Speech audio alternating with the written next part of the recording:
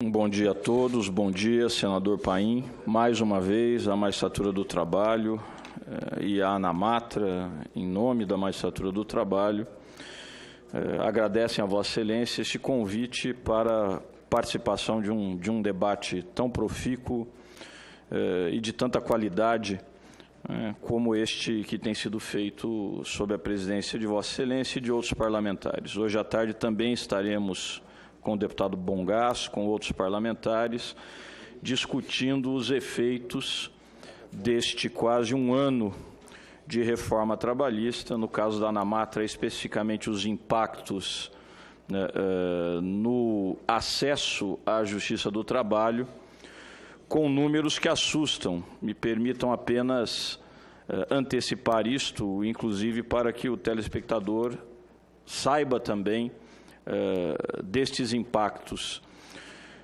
Os dados do TST demonstram que no primeiro trimestre deste ano houve uma queda de cerca de 45% das ações novas ajuizadas perante a Justiça do Trabalho em relação ao primeiro trimestre de 2017. Há quem comemore esses números. A ANAMATRA vê com extrema cautela e preocupação, porque, evidentemente, não se pode afirmar que 50% da litigiosidade que tramitava perante as varas e tribunais do trabalho era composta por aventuras judiciárias, de modo que esta queda é artificial, a nosso ver, não é perene. Eu tenho os dados da minha própria unidade, senador Paim, primeira vara do trabalho de Taubaté, interior de São Paulo, e sei da de várias outras regiões que apontam o mesmo, identificando que a curva de demanda volta a crescer, o que é natural. Então, no caso da minha jurisdição, praticamente já se alcançou neste momento, mês de junho, julho, já se alcançou o mesmo patamar de processos distribuídos no ano passado. E a tendência, a nosso ver, é que, inclusive, haja um aumento, considerando-se que em diversos dispositivos, especialmente naquele que exige que a petição inicial indique o valor certo do pedido, ou seja, exige-se uma espécie de pré-liquidação dos direitos, dispositivos como esse, inclusive, estimulam a duplicação das ações. O trabalhador primeiro ingressa, orientado pelo advogado, com uma ação de produção antecipada de prova, por exemplo, a exibição dos cartões de ponto, e depois, examinando os cartões de ponto, o advogado vai propor uma reclamação trabalhista, indicando o valor certo das horas extras. Antes se fazia tudo isto numa só ação, agora serão necessárias duas. E um outro número, inclusive corroborando o que Vossa Excelência disse aqui há pouco tempo, e que é importante que se saiba, é que os dados oficiais do Ministério do Trabalho demonstram também que nestes 5 primeiros meses de 2018, nós tivemos uma queda de 74% na negociação coletiva, em relação, portanto, à negociação coletiva terminada e com o resultado, com o seu acordo ou a sua convenção coletiva, homologados no Ministério do Trabalho.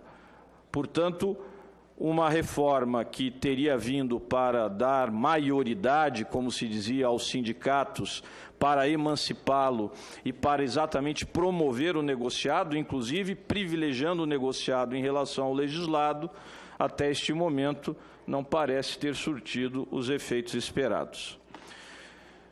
E ainda nesta linha, me permita, senador, nós sempre denunciamos que uma das preocupações mais peculiares e, diria, mais perniciosas da lei da reforma trabalhista foi a de enfraquecer a Justiça do Trabalho. Tanto é que introduziu ali, por exemplo, um curiosíssimo princípio da intervenção mínima, que vincularia, dentre todos os ramos do judiciário, apenas a Justiça do Trabalho, e logo depois começamos a ouvir, inclusive nesta casa, cantilenas da extinção da Justiça do Trabalho. Em função disso, apenas para registrar, a ANAMATRA tem iniciado uma campanha de esclarecimento destinada ao cidadão, mas também aos parlamentares, sobre qual é o papel do sistema de justiça do trabalho e da magistratura do trabalho no contexto das relações sociais, tentando, muito sinteticamente, responder a algumas falácias que estão correndo o mundo e certamente aparecerão, inclusive, durante os debates que virão com as próximas eleições presidenciais. Muito rapidamente, que falsas afirmações são essas? Que a Justiça do Trabalho é uma jabuticaba, só existe no Brasil. Mentira! Ela existe em diversos estados, em diversos países, inclusive em alguns deles, como na Alemanha, exatamente com a estrutura que há no Brasil. A Justiça do Trabalho não dá lucro. Bom, nem deveria dar. Isso não é a função do Poder Judiciário, não é? Ainda bem que a Justiça do Trabalho não dá lucro. Assim como segurança pública, saúde e educação não tem por função dar lucro. São investimentos de Estado para garantir serviços públicos, neste caso, para a pacificação social. Demonstramos a falta de seriedade nas propostas de extinção da Justiça do Trabalho. Se não houver Justiça do Trabalho, os litígios trabalhistas, e especialmente os conflitos coletivos, continuarão. E aí como serão resolvidos? Mediante batalhas a céu aberto? Então é preciso pensar bem quando se fala em extinção da Justiça do Trabalho. A Justiça do Trabalho é o marco da civilidade nos conflitos coletivos de trabalho.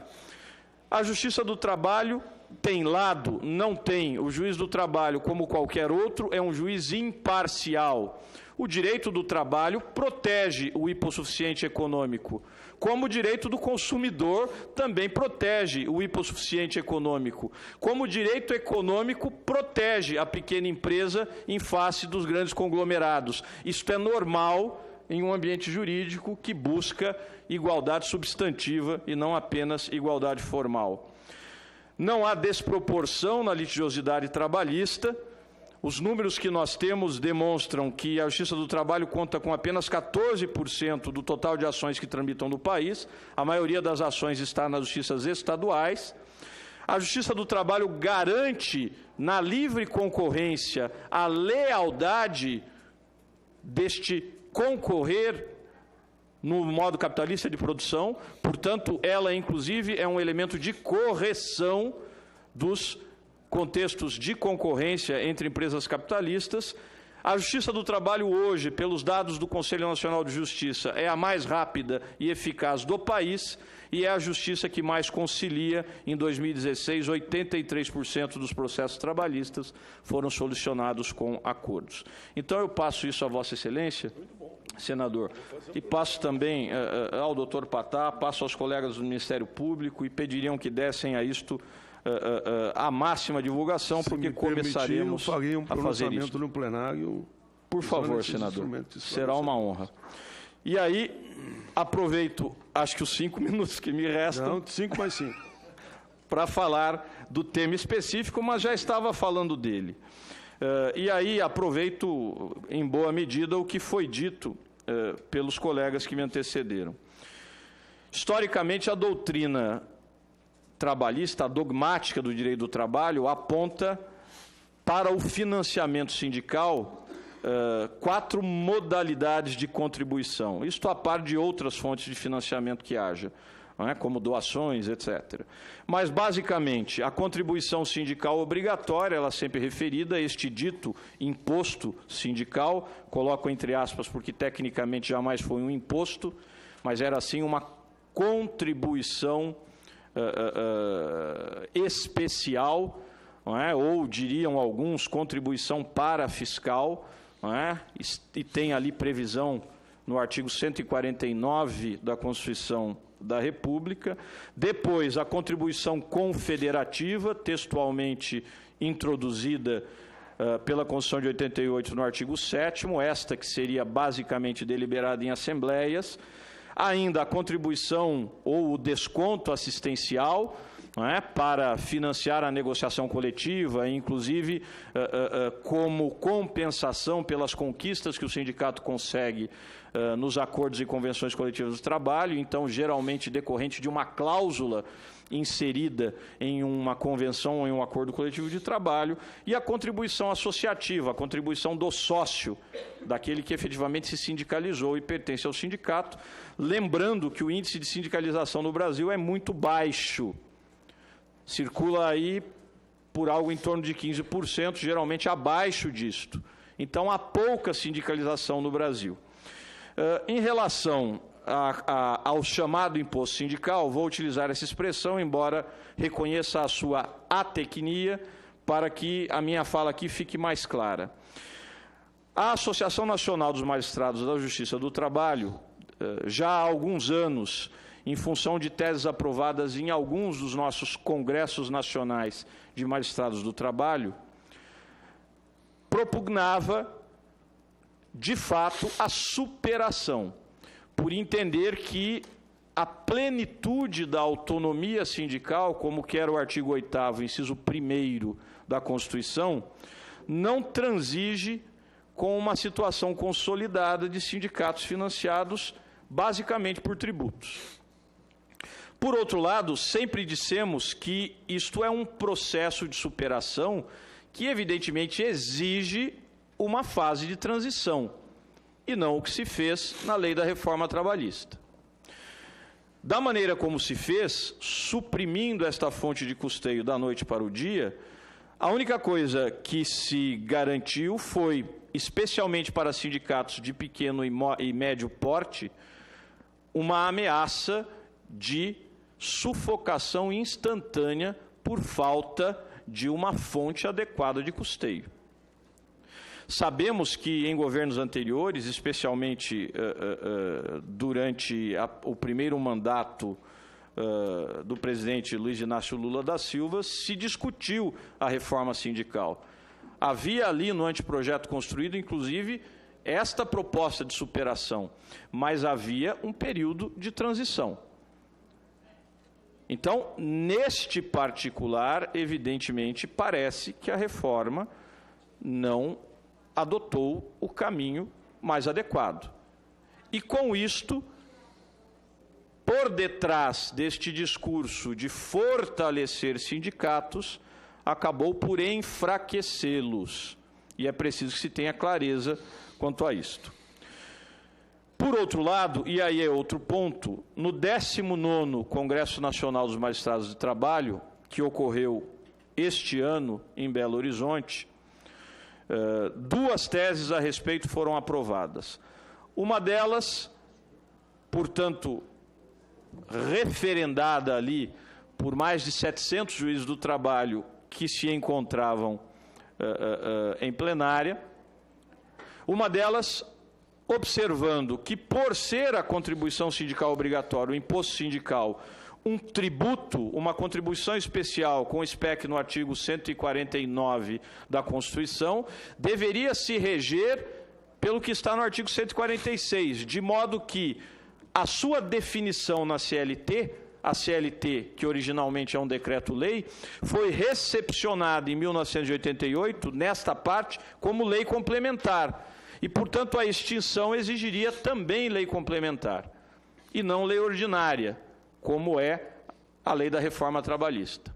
Mas essa tese foi superada na ação direta de inconstitucionalidade número 5794, recentemente julgada, no sentido desta tese, que passou a ser uma tese oficial da ANAMATRA, votaram apenas os ministros Luiz Fachin, Rosa Weber e o ministro Toffoli. Os demais ministros entenderam de outro modo, e aí já temos a decisão por parte da Corte Constitucional Brasileira, neste particular, ainda que se discuta, ainda que se divirja no campo acadêmico, no campo judiciário já não há muito mais a fazer. Por outro lado, uma segunda tese foi ali aprovada, senador Paim, e me parece que esta é que merece agora a nossa atenção.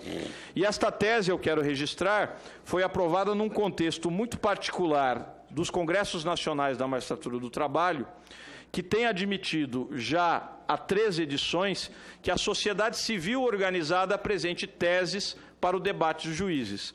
Esta tese foi apresentada por uma confederação de trabalhadores e foi aprovada depois do debate havido entre os juízes do trabalho.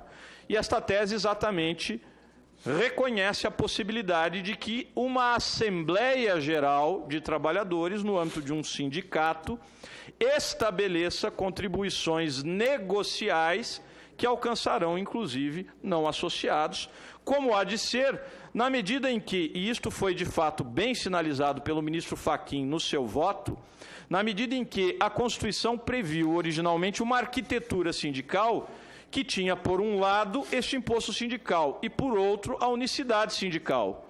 Ambas, na visão da Anamatra, realidades que precisam ser superadas a bem da autonomia e da liberdade sindical. O problema é que a reforma trabalhista mexeu apenas com um desses pilares e a unicidade sindical ficou lá. Bom, se apenas um sindicato representa todos os trabalhadores, associados ou não associados, naquela base territorial, já não faz sentido que não possa haver uma modalidade de contribuição que alcance também os não associados, porque os benefícios que esse sindicato negociar necessariamente alcançarão os não associados, na medida em que se manteve a unicidade sindical. E esta tese foi, então, debatida e ali referendada pela plenária de juízes no 19º CONAMAT. Portanto, passa a ser também uma tese oficial da Associação Nacional dos Magistrados da Justiça do Trabalho. E aí é importante reconhecer o seguinte: o próprio Tribunal Superior do Trabalho, recentemente, no processo 1191-76 de 2016, que envolvia, de um lado, o Sindicato dos Trabalhadores nas Empresas Ferroviárias dos Estados do Maranhão, Pará e Tocantins, e, do outro lado, a Vale, o próprio TST homologou, pela sua vice-presidência, na pessoa do ministro Renato Lacerda Paiva, um acordo judicial que exatamente previa isto, a possibilidade de que a Assembleia definisse o desconto de meio dia de salário por ano, extensível, inclusive, a não associados, por meio da Assembleia.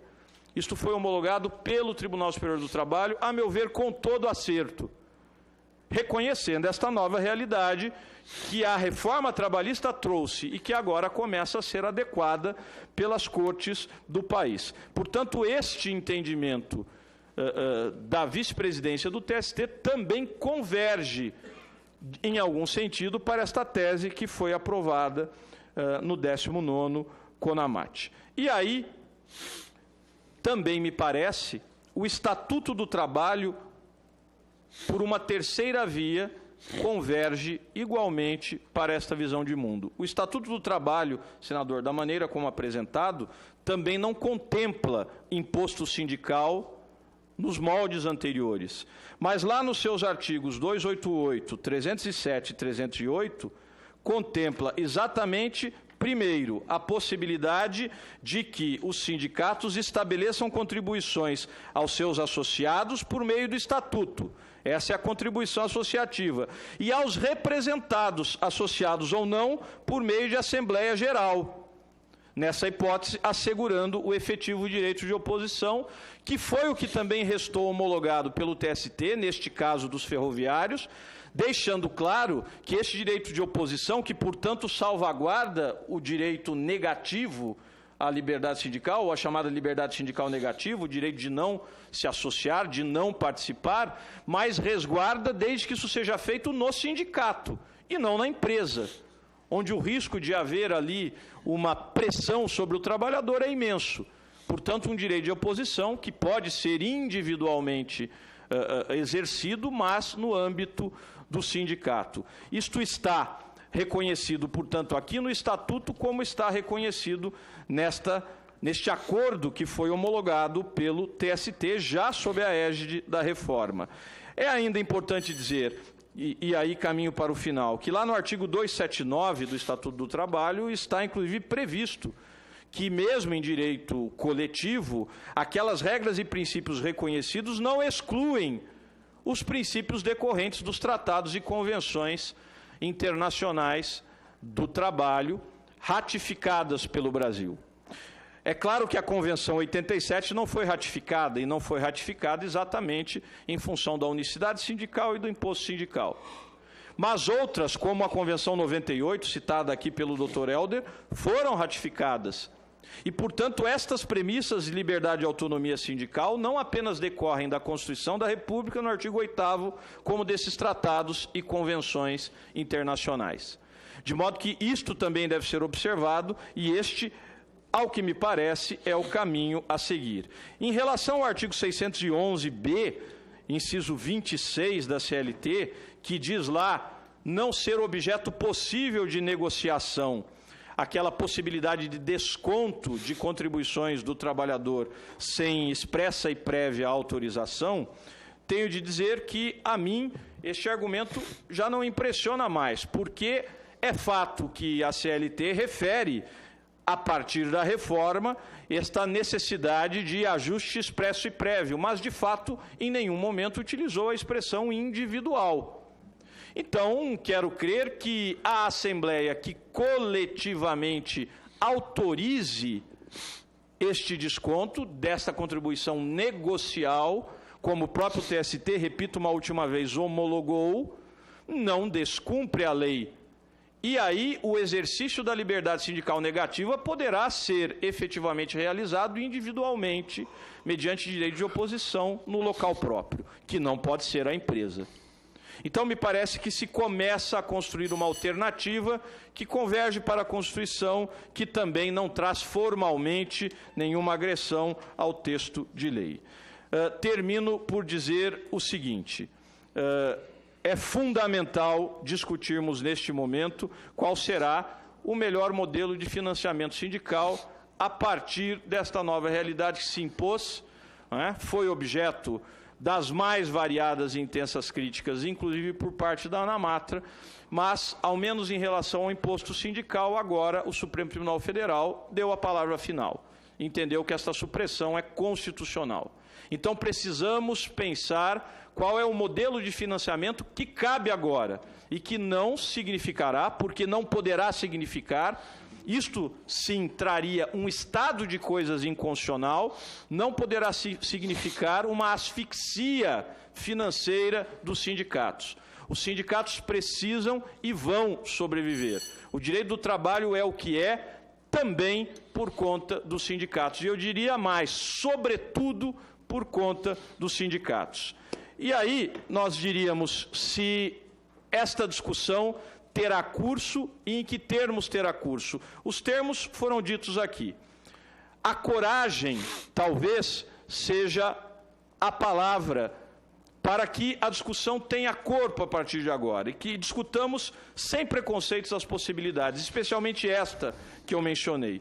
E quando eu pensava nisso, senador, eu me lembrava da nossa querida Zuzu Angel, tão conhecida, inclusive porque teve um filho seu, ativista, desaparecido durante a ditadura militar e, durante todo o fim da sua vida, dedicou-se a buscar o seu filho, descobrir o seu paradeiro e, por consequência, lutar contra as atrocidades praticadas neste período. Em certo momento, foi dito a ela exatamente isto, como ela seria uma mulher de coragem. Ela respondeu o seguinte: eu não tenho coragem, coragem teve o meu filho, eu tenho legitimidade. Essa discussão que agora se faz no Parlamento se fará até menos por coragem, mas, sobretudo, por legitimidade. Nós estamos com Vossa Excelência, senador, reconhecemos essa legitimidade do Parlamento e queremos fazer com o Parlamento essa discussão para que tenhamos sempre sindicatos fortes. Muito obrigado. Muito bem, doutor.